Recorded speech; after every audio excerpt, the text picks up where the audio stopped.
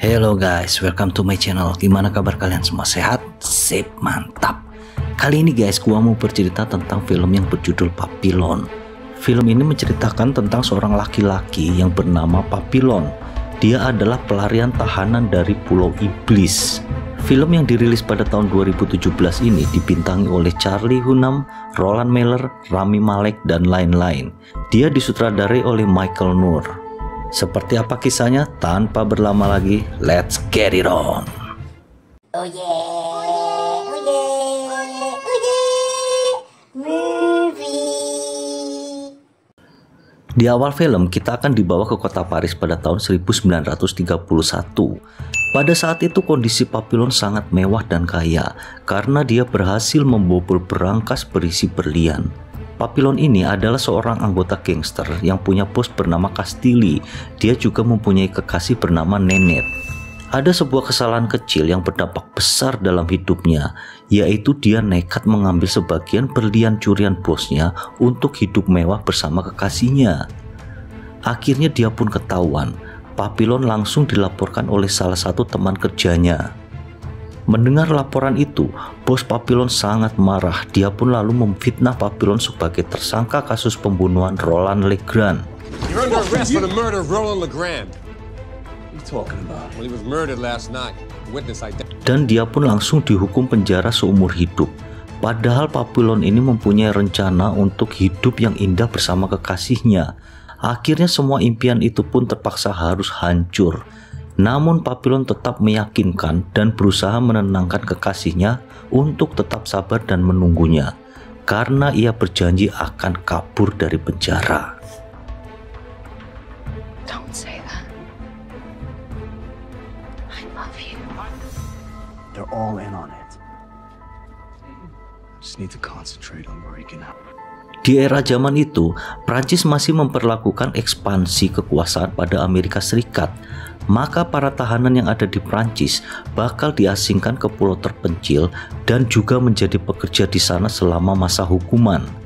Setelah selesai masa hukuman, mereka bakal dikirim ke Amerika. Akan tetapi mereka tidak akan diakui lagi sebagai warga negara Prancis.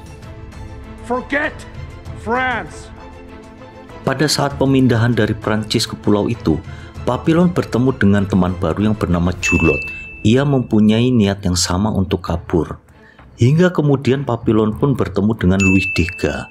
Louis Degas ini adalah orang kaya yang mendapat kekayaan dari hasil menjual surat-surat palsu dan obligasi palsu. Namun pada awalnya Degas ini menolak tawaran dari Papillon ini karena dia yakin akan baik-baik saja di dalam penjara. Dan dia yakin karena istrinya akan mengajukan banding dan dia pun akan segera dibebaskan. Namun setelah Louis Degas ini melihat tahanan kaya lainnya yang terbunuh, Louis Degas pun langsung berubah pikiran saat itu juga. Dan dia pun langsung setuju dengan penawaran dari Papillon. How'd you sleep last night? Sesampainya di pulau itu, mereka langsung berencana untuk kabur. Dan Julot pun berpura-pura terkena cedera di kakinya dengan harapan dia bisa lari. Namun gagal karena penjaga langsung mengobatinya. Penjara ini terletak di pulau terpencil dan punya penjagaan yang sangat ketat. Selain itu, kepala sipir juga punya aturan buat tahanan yang kabur.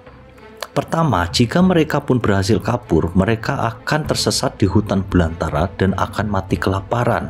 Kemudian apabila kabur dan tertangkap, mereka akan dijebloskan ke dalam sel isolasi yang sangat menyiksa. Kemudian bila kabur lagi dan tertangkap lagi, mereka akan diasingkan ke sebuah pulau terpencil yang bernama Pulau Iblis. Mereka akan dihukum di sana selama seumur hidup sampai mati dan membusuk. Dan peraturan ketiga, jika mereka melakukan pembunuhan, maka hukumannya adalah langsung dipenggal. Di penjara itu banyak sekali masalah yang timbul, sampai akhirnya Papillon ini bertemu dengan seorang tahanan senior yang ternyata dia adalah seorang mantan angkatan laut. Mereka berdua pun langsung mulai berbicara tentang rencana pelarian dengan memanfaatkan perahu yang bisa mereka dapatkan dari seorang pelaut yang baru saja membawa wanita penghibur ke pulau itu. Pada suatu hari, Julot pun berusaha kabur, namun sipir penjara berhasil menangkapnya. Lalu di tempat lain, yaitu di tempat pemandian massal, terjadilah perkelahian.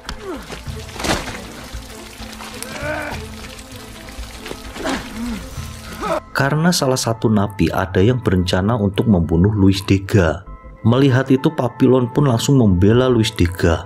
Papillon pun akhirnya berkelahi dengan napi itu dan akhirnya berhasil melumpuhkannya, meskipun akhirnya Papillon pun mengalami cedera.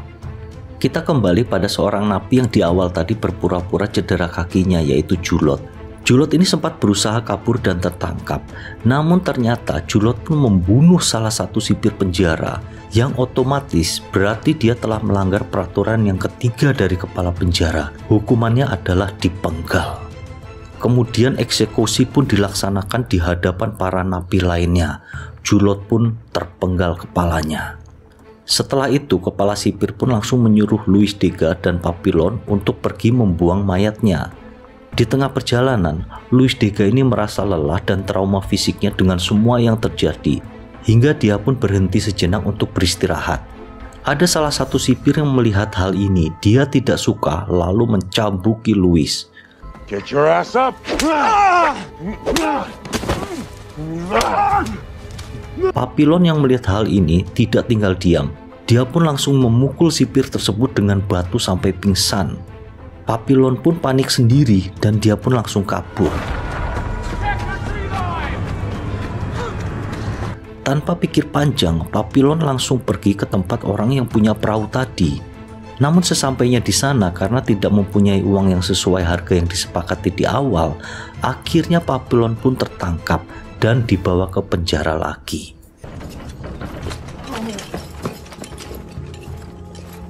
Akibat dari upaya larinya yang gagal ini, Papillon langsung dipindahkan selama 2 tahun ke sel isolasi. San Joseph, where you'll serve a 2-year sentence in solitary confinement. Di mana yang ada hanyalah kesunyian. Beberapa hari kemudian, Papillon ini didatangi oleh sipir yang telah dipukulnya sampai pingsan tadi. Kali ini sipir ini membawa 2 anak buahnya. Lalu sipir ini pun melakukan balas dendam. Papillon pun dihajar oleh sipir itu.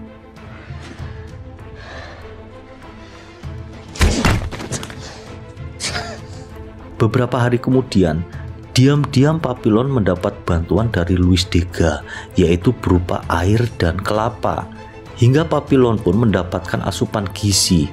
Bahkan dia sampai melatih tubuhnya selama di balik penjara, dengan harapan bisa membalas jasa Luis Dega dengan cara membebaskannya dari penjara. Beberapa hari kemudian, kepala lapas mendatangi Papillon. Dia menanyakan perihal nama tentang siapa yang telah mengantarkan air dan kelapa kepadanya selama ini. Akan tetapi Papillon tidak mengaku. Beberapa hari kemudian, kepala lapas ini datang lagi ke sel Papillon untuk menanyakan hal yang sama. Kembali Papillon tidak mengaku lagi. Setelah beberapa hari, sang kepala sipir ini terus mengamati keadaan Papillon yang terlihat menyerah. Kepala sipir lalu mendatanginya. Dia berharap mental Papillon ini sudah hancur hingga dapat memberitahukannya siapa yang telah membantunya. Akan tetapi seperti biasa, Papillon hanya terdiam dan membisu. Mendapatkan respon dari Papillon seperti ini, kepala sipir pun langsung marah. Dia menghukum Papillon dengan cara membuat selnya jadi gelap gulita. Itu ditujukan agar fisik serta mental dari Papillon ini hancur. Dia pun memberi makanan yang tidak layak kepada Papillon. Hal ini berakibat Papillon ini mengalami halusinasi yang sangat parah dikarenakan suasana selnya yang gelap gulita. Dia pun sampai terbawa ke fantasi di kampung halamannya dan memori bersama pacarnya dengan segala suka dan dukanya.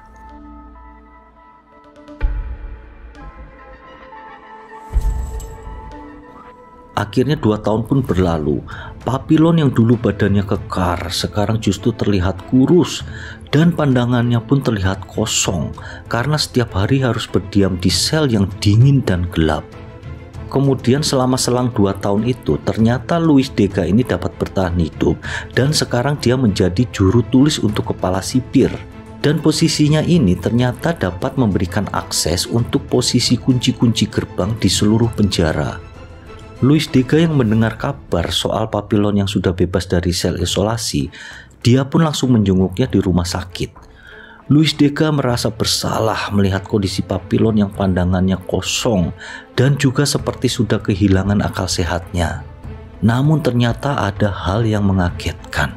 Ternyata Papillon ini hanya berpura-pura gila agar para petugas di sana tidak curiga lagi dan tidak menganggapnya lagi sebagai suatu ancaman.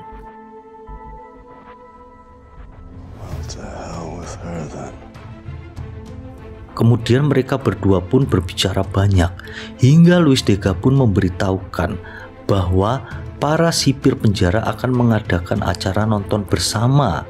Hal tersebut disambut oleh Papillon sebagai satu kesempatan untuk melarikan diri. Kemudian Papillon pun mengajak salah satu teman senasib yang sedang dirawat. Dia bernama Mak Turot untuk bekerja sama dengan Papillon. Papillon ini menawarkan rencana pelarian yang mungkin saja berhasil jika Mak Turot ini mau membantunya untuk melanjutkan rencana ini. If I do that, the plan better work. It'll work. Akhirnya mereka semua pun berkumpul dan bertemu dengan teman Papillon yang mantan pelaut tadi. Lalu mereka semua bersepakat untuk mencari perahu. Mereka pun menyusun rencana. Got a guy that's hiding a boat on the bank. It's upriver a ways. From there, it's a straight. Louis Dega pun akan menyiapkan kunci untuk membuka pintu rumah sakit dan penjara. Beberapa saat kemudian, Louis Dega mencampurkan obat tidur kepada para sipir melalui minuman mereka. Hingga saatnya keempat orang ini melakukan aksi mereka masing-masing. Mak Turot yang perannya mengalihkan penjaga akhirnya berjalan lancar.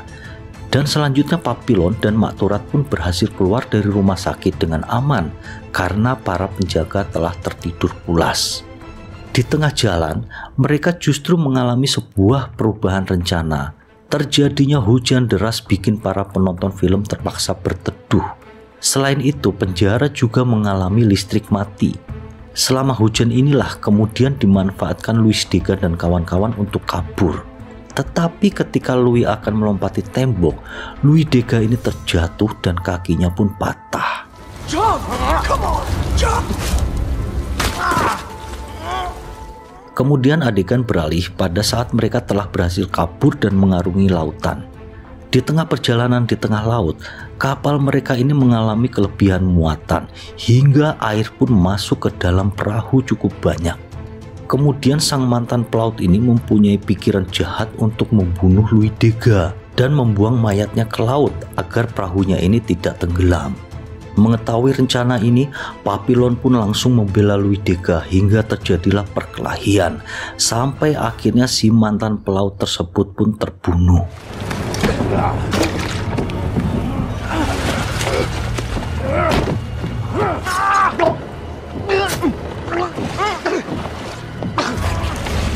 Setelah itu tinggallah mereka bertiga di perahu. Namun akhirnya perahu tersebut tersapu ombak. Entah berapa lama mereka terombang-ambing di tengah lautan. Sampai akhirnya mereka pun terdampar dan terbangun di sebuah pulau pedalaman yang dihuni oleh orang-orang yang sangat tradisional. Lambat laun akhirnya para warga di sana tahu kalau ternyata Papillon dan kawan-kawannya ini adalah para nabi yang kabur dan terdampar di pulau itu. Papillon ini diselamatkan oleh seorang biarawati. Biarawati ini tahu bahwa Papillon dan teman-temannya adalah para nabi dan tahanan yang kabur.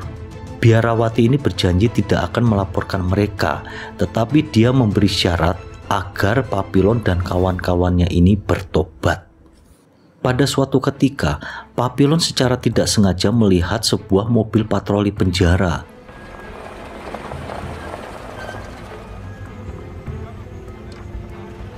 Dia langsung bergerak cepat dan mengajak Louis Dega untuk pergi ke tempat lain yang lebih aman.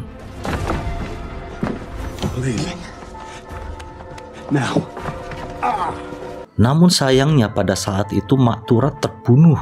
Dia tertembak saat berusaha lari. Papillon pun lalu memapah tubuh Louis Dega meski dengan terpincang-pincang. Dan akhirnya Papillon dan Louis Dega pun tertangkap kembali.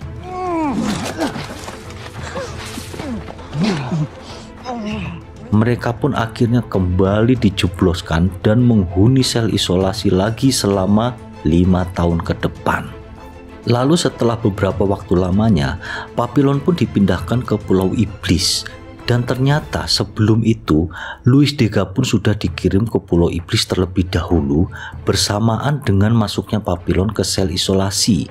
Hingga Papillon dan Louis Degas pun kembali bertemu. Pada saat itu, keadaan Louis Degas ini sangat acak-acakan karena di pulau ini akan membuat siapapun menjadi gila dan juga depresi, hilang harapan, dan yang ada cuma penyesalan yang berujung ingin bunuh diri. Jadi intinya, semua orang-orang yang ada di pulau ini hanya bisa pasrah sampai ajal menjemput mereka. Disinilah kita dapat merasakan kekuatan untuk bertahan hidup dari seorang Papillon dan keinginannya yang sangat kuat untuk bebas dari hukuman. Papillon ini berbekal dengan pengetahuannya saat dia masih menjadi tentara angkatan laut. Dia dapat melihat gelombang laut itu ternyata bergerak menuju daratan. Hingga yang diperlukannya untuk bebas dari pulau itu hanyalah membuat sebuah rakit dan mereka pun bisa sampai ke daratan lainnya. Di saat kebebasan sudah di depan mata, ternyata Louis Degas ini secara mengagetkan bilang bahwa dia tidak ingin meninggalkan pulau tersebut.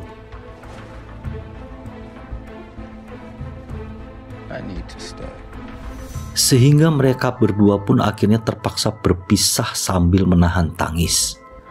Adegan ini sangat penuh dengan keharuan karena persahabatan mereka yang sangat erat dan harus terpisah dengan cara yang cukup sepele. Ini menjadikan antara keyakinan untuk melanjutkan hidup dan juga rasa menyerah dengan semua yang sudah terjadi.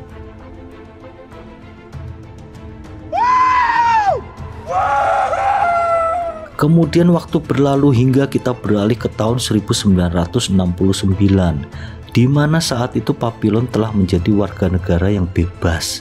Dan dia tinggal di Venezuela hingga masa tuanya. Dari Venezuela, dia nekat berangkat ke Prancis untuk menceritakan masa kelamnya saat ia ditahan di dalam penjara tersebut kepada seorang penerbit. Ia ingin ceritanya disebarluaskan, dan kemudian terbitlah buku yang bercerita tentang kehidupannya, dan juga sebuah film yang berjudul Papillon yang sedang kalian tonton sekarang ini. Memang sungguh luar biasa ya perjuangan keinginan kuat dari seorang Papillon untuk bisa keluar dari penjara, dan sebuah keinginan yang kuat yang dilakukan dengan tekun dan tekad itu dapat diwujudkan meskipun itu adalah satu tujuan yang mungkin bisa dibilang hampir mustahil gitu. Mungkin segitu dulu pembahasan tentang film Papillon kali ini, semoga dapat mengisi hari kalian saja. Terima kasih atas waktu kalian. Thank you and see you.